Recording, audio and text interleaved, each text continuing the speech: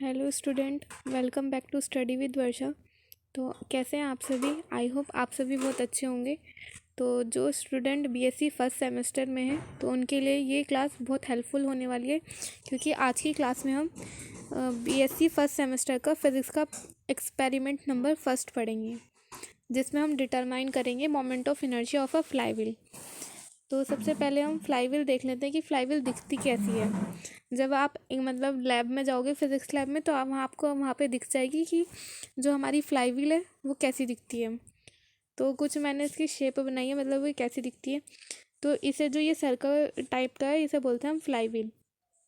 और ये हमारी स्ट्रिंग होती है, मतलब जो इसकी डोरी जो ये बन रही है इसके एक्सल पे, ये हमारी स्ट्रिंग है। और ये मास है जो हमने मतलब ये लिख रखा है, ये मास है। और इसे बोलते हैं बॉल बेरिंग। और ये क्या है, हमारी एक्सल है। और इसे हम बोलते हैं फ्लाईव्हील। तो हमें क्या फाइंड करना है इसमें? मोमेंट ऑफ इनर्शिया फाइंड करना है। जो ट्रांसलेशन मोशन में तो मास होता है और रोटेशनल मोशन में मोमेंट ऑफ इनर्शिया होता है। ट्रांसलेशन मोशन का मतलब होता है जब स्ट्रेट लाइन में मोशन करते हैं, और रोटेशनल मोशन का मतलब होता है जब मतलब जैसे कि जब फ्लाईव्हील रोटेट करती है अपनी एक्सिस के अराउंड, तो वो कितना मतलब उसमें रेजिस्टेंस उत्पन्न हो जाता है, तो उसे बोलते हैं मोमेंट ऑफ इनर्शिया। तो वही हमें इसमें डिटरमाइन करना है। तो अगर आप इस चैनल पे नए हैं तो प्लीज़ चैनल को सब्सक्राइब करें, जिससे कि आप सभी को और भी आने वाली वीडियो का नोटिफिकेशन मिल सके। तो चलिए इसका सबसे पहले एम देखते हैं कि हम क्या फाइंड कर रहे हैं। तो हमारा एम था, ऑब्जेक्ट लिखेंगे हम सबसे पहले इसमें। तो एक्सपेरिमेंट नंबर फर्स्ट लिख लेना आप। हम उसमें फाइंड क्या कर रहे हैं? मोमेंट ऑफ इनर्शिया फाइंड कर रहे हैं। किसका? फ्लाईव्हील का फाइंड कर रहे हैं। और ये एक्सपेरिमेंट नंबर फर्स्ट है। तो हम लिखेंगे to determine the moment of inertia of a flywheel about its own axis of the rotation.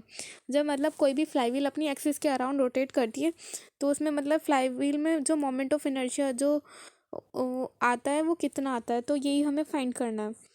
तो हमने इसमें क्या क्या अपार्टस यूज़ किए, मतलब जो हमें रिक्वायरमेंट चाहिए, मतलब क्या क्या यूज़ होगा इसमें फ्लाईव्हील में एक्सपेरिमेंट करने के लिए। तो सबसे पहले हमारे पास एक फ्लाईव्हील होनी चाहिए, देन फ्यू मासीज होने चाहिए। जैसे अभी मैंने बताया, जो स्ट्रिंग से मतलब स्ट्रिंग से बंध के एक्सल पे उसे लपेट रखा था, तो हमें फ्यू मासीज चाहिए। जैसे 500 ग्राम का हो गया या 1000 ग्राम का हो गया। एक स्टॉप वॉच चाहिए जिससे हम टाइम देख सकें। स्ट्रॉन्ग एंड थिन स्ट्रिंग चाहिए, मतलब पतला भी हो और वो मजबूत हो, जिससे वो जो मास है वो गिरे ना। और हमें चाहिए मीटर स्केल चाहिए, देन वर्नियर कैलिपर्स चाहिए।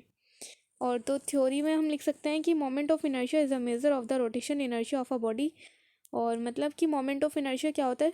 जब रोटेशन करती है, मतलब कोई भी फ्लाईव्हील अपनी एक्सिस के अराउंड रोटेट करती है, तो हम उसे ही मेज़र करते हैं, उसे ही बोलते हैं मोमेंट ऑफ इनर्शिया किसी भी बॉडी का।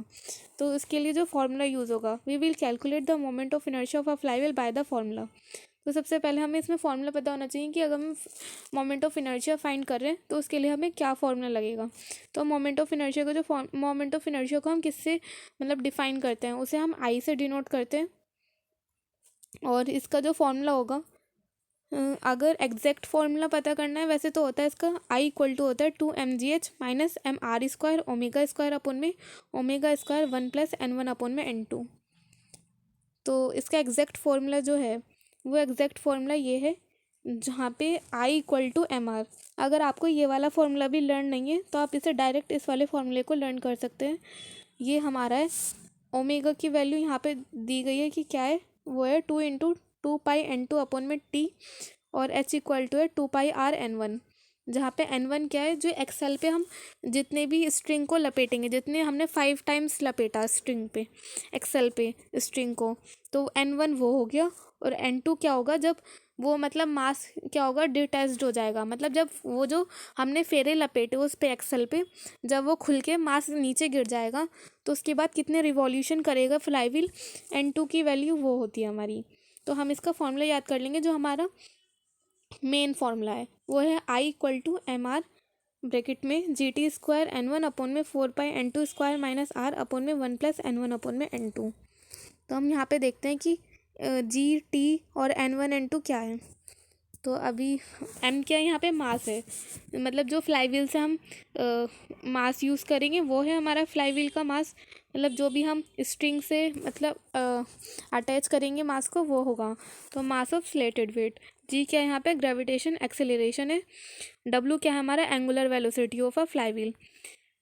ओमेगा, यहाँ पे इसे ओमेगा से बोलते हैं। ओमेगा होता है एंगुलर वेलोसिटी, जबकि वी क्या होता है हमारा, ट्रांसलेशन वेलोसिटी बोलते हैं। इसे बोलते हैं रोटेशनल वेलोसिटी। हो गई, मतलब रोटेशनल वेलोसिटी में होती है हमारी ओमेगा, और जबकि ट्रांसलेशन मोशन में जो वेलोसिटी होती है उसे हम वी से डिनोट करते हैं। N1 क्या हो गया हमारा, number of turn of string that wrapped on axle. Axle क्या है हमारी, एक्सेल है हमारी ये जो मैंने बताई। तो इसमें हम कितने नंबर्स मतलब कितनी बार लपेट रहे हैं, उसी को ही बोलते हैं N1 की वैल्यू। और N2 होगी जब ये, मतलब जितनी बार हमने लपेटा। और ये मास जब ये नीचे गिर जाएगा तो उसके बाद ये फ्लाईव्हील कितनी बार रोटेट करेगी, उसकी वैल्यू होती है हमारी N2। तो इसमें लिखा है N1 number of turn of string that wrapped on axle, यानी कि एक्सेल पे हमने कितनी स्ट्रिंग को रैप किया। और N2 की वैल्यू का मतलब है number of oscillation up to flywheel stopped after detaching the mass, मतलब मास के गिरने के बाद फ्लाईव्हील ने कितना रोटेट किया या फिर कितने ऑसिलेशंस किए। N2 उसकी वैल्यू हो गई। और टी क्या है यहाँ पे, time taken in N2 revolution, मतलब जब फ्लाईव्हील ने कितनी बार रिवॉल्यूशन किया या ऑसिलेशन किया तो उसमें कितना टाइम लगा, तो टी की वैल्यू वो हो गई। तो हम इसकी कैलकुलेशन देख लेते हैं। पहले सबसे पहले ऑब्जर्वेशन करेंगे कि लीस्ट काउंट हो। सबसे पहले हमें पता होना चाहिए कि लीस्ट काउंट, वर्नियर कैलिपर्स का लीस्ट काउंट क्या होता है, वो होता है हमारा 0.01 सेंटीमीटर। और डायमीटर, जब हम वर्नियर कैलिपर्स की सहायता से इसका डायमीटर फाइंड करेंगे तो इसका आया है 2.4 सेंटीमीटर। अब जब 2.4 सेंटीमीटर को हम 2 से डिवाइड कर देंगे तो ये आ जाएगा हमारा 1.2 सेंटीमीटर। तो रेडियस इसकी 1.2 सेंटीमीटर आ गई और डायमीटर कितना आता है 2.4 सेंटीमीटर। ये जो डायमीटर है ये हम किससे फाइंड करेंगे, वर्नियर कैलिपर्स से फाइंड करेंगे। और वर्नियर कैलिपर्स का लीस्ट काउंट हमें पता होना चाहिए, वो कितना होता है 0.01। तो हम इसका हमें मास जो है अलग अलग लेना है। तो सबसे पहले हम 500 ग्राम का एक मास लेंगे, जिसे फ्लाईव्हील से अटैच कर देंगे, स्ट्रिंग को लपेट देंगे। और इसके लिए जो टाइम जो आया N1, हमने यहाँ पे 5 स्ट्रिंग रैप की एक्सेल पे। और N2 की वैल्यू वो है जो, मतलब जब मास डिटैच्ड हो गया तो कितनी, मतलब रिवॉल्यूशन की, मतलब कितने ऑसिलेशंस की फ्लाईव्हील ने। N2 की वैल्यू वो हो गई, मतलब 39 की उसने। जी हमारा ग्रेविटेशन एक्सीलरेशन होता है, वैसे इसकी वैल्यू होती है 9.8। बट अगर मीटर प्रति सेकंड स्क्वायर, अगर हमें सेंटीमीटर में देखना है तो वो होता है 980 सेंटीमीटर प्रति सेकंड स्क्वायर। तो सेंटीमीटर में होती है 980 और वैसे होती है हमारी 9.8 मीटर प्रति सेकंड स्क्वायर। बट हमें इसमें सेंटीमीटर में लेनी है, तो इस वजह से हम ये वाली वैल्यू नहीं लेंगे। तो I = होता है हमारा, फॉर्मूला लगाएंगे हम। और जो T, ये टाइम कहाँ से आया, जब टाइम मतलब N2 रिवॉल्यूशन, 39 रिवॉल्यूशन करने में फ्लाईव्हील ने 69.33 सेकेंड टाइम लिया। जब हमारा मतलब मास डिटैच्ड हो जाएगा तो हम क्या करेंगे, अपनी स्टॉपवॉच को ऑन कर देंगे और मतलब उसके रिवॉल्यूशन काउंट करेंगे। और फ्लाईव्हील पे क्या करेंगे हम, जैसे ये फ्लाईव्हील है तो हम इस पर एक मार्क कर देंगे जिससे हमें पता चलेगा। और इस मार्क को ही काउंट करना है जब ये रिवॉल्यूशन करेगी, तो इस मार्क को ही हमें काउंट करना है। तो हम इसका फॉर्मूला लगाएंगे। I = होता है mR/GT² N1/4π N2² - R upon में 1 + N1/N2। M की वैल्यू आ गई हमारी 500 ग्राम। और R की वैल्यू हमारी रेडियस है, ये जो अभी हमने वर्नियर कैलिपर्स की सहायता से फाइंड की थी, तो वो कितनी आई थी 1.2। जबकि डायमीटर कितना आया था 2.4, जब उसे 2 से डिवाइड किया था तो रेडियस आ गई थी 1.2। जी की वैल्यू रख दी हमने 980। देन टी की वैल्यू रखी हमने 69.33, उसका स्क्वायर करना था तो हमने उसका स्क्वायर कर दिया। और रिवॉल्यूशन कितने लिए हमने, स्ट्रिंग मतलब एक्सेल पे कितने स्ट्रिंग लपेटे थे 5, तो इसकी 5 वैल्यू रख दी। अपॉन में 4 है, पाई की वैल्यू होती है 3.14। और रिवॉल्यूशन कितने लिए उसने 39, तो उसका स्क्वायर करना था, देन हमने उसका स्क्वायर कर दिया। और माइनस में थी रेडियस, रेडियस कितनी आई थी 1.2। अपॉन में 1 + N1 की वैल्यू है हमारी 5 और N2 की वैल्यू है 39।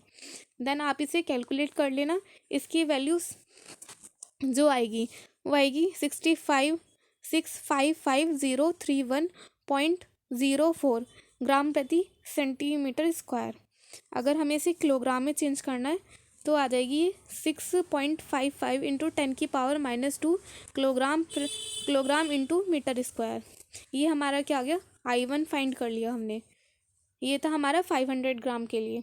और अब हम फाइंड करेंगे 1000 ग्राम के लिए। हमें ना मास अलग अलग लेना है।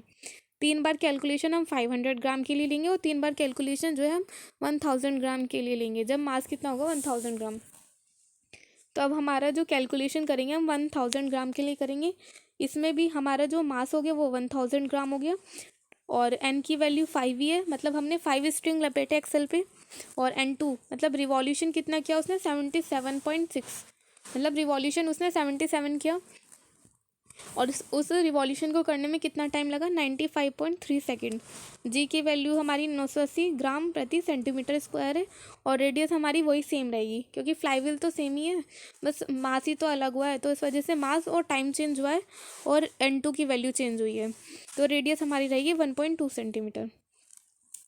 और हम इसका यही वाला फॉर्मूला लगाएंगे, देन इसकी कैलकुलेशन करेंगे। इसका जो आंसर आएगा आप इसे कैलकुलेट कर सकते हैं। और जब इसका आंसर आएगा वो आएगा समथिंग I2 इक्वल आया हमारा 6.2 इंटू 10⁵ ग्राम प्रति सेंटीमीटर स्क्वायर। जब इसे किलोग्राम में चेंज करेंगे तो कितना आएगा 6.2 into 10⁻⁻2 kilogram into metre square. और हमारा जब I1 और I2 दोनों कैलकुलेट कर लिए तो अब हम क्या करेंगे उसका मीन निकाल देंगे। मीन कैसे निकालेंगे, I1 और I2 को ऐड करेंगे और उसे 2 से डिवाइड कर देंगे। तो हम यहाँ से I1 और I2 को ऐड किया, देन उसे 2 से डिवाइड कर दिया। I1 की वैल्यू है 6.55 प्लस I2 की वैल्यू है 6.20 और 10⁻⁻2 हमने कॉमन ले लिया। अपोन में से 2 से डिवाइड कर दिया तो कितना आया 6.37 आया इंटू 10⁻⁻2 आ गया, देन किलोग्राम मीटर स्क्वायर आ गया। ये क्या आया हमारा मीन आ गया। अब हम इसकी क्या करेंगे, एक ऑब्जर्वेशन टेबल बनाएंगे। तो जिसमें हमने ऑब्जर्वेशन टेबल बना ली, जिसमें हम लिखेंगे कि हमने क्या क्या फाइंड करा। हमने N1 लिखा, कितनी ली थी 5 ली थी। N2 की जो हमारे रिवॉल्यूशन की मतलब कितनी बार फ्लाईव्हील ने रिवॉल्यूशन किया उसकी वैल्यू है। टी क्या है हमारा टाइम पीरियड है कि मतलब N2 रिवॉल्यूशन करने में कितना टाइम लगा। तो पहली बार हम लेंगे 3 बार रीडिंग लेनी है हमें, तो 500 ग्राम के लिए हमने लिखा 3 बार। देन N1 की वैल्यू कितनी है 5 है तीनों बार। और N2 पहले जब N1 की वैल्यू 5 थी तो 41 रिवॉल्यूशन किया था, जिसमें टाइम कितना आया था 70 सेकेंड आया था। देन 5 हमने स्ट्रिंग लपेटे तो 38 रिवॉल्यूशन किया उसने और 66 टाइम पे किया। देन थर्ड में क्या आया हमारा 38 आया, देन 72 उसका टाइम आया। तो इन तीनों का हम क्या करेंगे, N2 का क्या कर लेंगे, अब हम मीन निकाल लेंगे। इन तीनों का मीन निकाला 41, 38 और 38। इन तीनों का अगर हम मीन निकालेंगे तो कितना आ जाएगा 39 आ जाएगा। और अगर टाइम का भी मीन निकालें 70, 66 और 72 का, अगर इन तीनों का भी मीन निकालेंगे तो कितना आ जाएगा 69.33 आ जाएगा। और हमारा जो I1 आया था 500 ग्राम के लिए वो कितना आया था 6.55 इंटू 10⁵ ये हमारा क्या आ गया था आई आ गया था।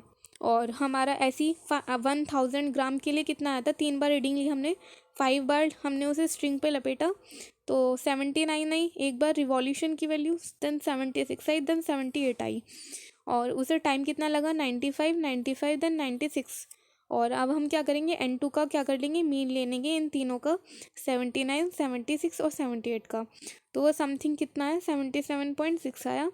देन टाइम का हम क्या कर लेंगे मीन ले लेंगे 95 एंड 96 का। तो वो जो हमारा टाइम का जो मीन आएगा वो आएगा हमारा 95.3। और जो हमारी I2 की वैल्यू आई थी वो आई थी 6.2 इंटू 10⁵। अब हम इन दोनों का भी मीन लेंगे, वो हमने पहली मीन ले लिया है, वो आया था हमारा 6.37 into 10⁵ gram into centimetre square. अगर ग्राम में लिखना होगा तो इतना आएगा और किलोग्राम में भी मैंने आपको बता दिया है। तो अब हम इसका रिजल्ट लिख देंगे कि मोमेंट ऑफ इनर्शिया हमारा फाइनली कितना आया, जो हमने मीन निकाला वही लिखेंगे। तो हमने लिख दिया the moment of inertia of the flywheel about it's on axis of the rotation, मतलब जब अपने एक्सिस के अराउंड रोटेट कर रही है तो उसका जो मोमेंट ऑफ इनर्शिया आया वो कितना आया हमारे 6.375 into 10⁻⁻2 kilogram into metre square. अब हम इसकी प्रिकॉशंस के लिखेंगे कि हमें क्या क्या बातें ध्यान रखनी है। प्रिकॉशंस में वही सारी बातें आती हैं। तो हम प्रिकॉशंस लिखेंगे कि स्ट्रिंग जो होनी चाहिए हमारी should be strong and thin. String हमारी जो है स्ट्रॉन्ग होनी चाहिए और थिन होनी चाहिए। स्ट्रिंग मतलब वही डोरी जो है जिससे हम मास को लपेटेंगे। और फ्रिक्शन होना चाहिए, शुड बी वेरी लेस और फॉल फ्रीली ऑफ फ्लाईव्हील, मतलब जो फ्रिक्शन होना चाहिए फ्लाईव्हील में वो बहुत कम होना चाहिए। मास शुड बी फॉल फ्रीली, और मास मतलब बहुत अच्छी तरीके से नीचे गिरना चाहिए। The diameter of the axle should be carefully measured at various point, और जो डायमीटर जो हम मेज़र करेंगे वर्नियर कैलिपर से वो मतलब केयरफुली मेज़र करना चाहिए जिससे उसकी रीडिंग में कुछ भी एरर ना आए। और जो winding string on the axle should be uniform without any overlapping. तो मतलब जैसे ये एक्सेल है तो इसमें बोल रहा है कि जो एक्सेल पे हम जितने भी फेरे लपेटेंगे वो यूनिफॉर्म का मतलब है अलग अलग लपेटे होने चाहिए। ऐसा नहीं होना चाहिए कि एक के ऊपर एक लपेट रखा है। तो बस यही बोल रखे हैं, ये हमारे 5 इम्पॉर्टेंट प्रिकॉशंस हैं। तो दैट्स इट फॉर टुडे। मिलते हैं आपसे नेक्स्ट वीडियो में नेक्स्ट टॉपिक के साथ। अगर आपको वीडियो पसंद आई हो तो please like subscribe and share करना ना भूलें। और अगर आपको कुछ भी डाउट हो या फिर कुछ भी पूछना हो तो आप कमेंट करके पूछ सकते हैं। और कुछ भी अगर नेक्स्ट वीडियो किस टॉपिक पे चाहिए वो भी आप कमेंट करके बता सकते हैं। Thanks for watching.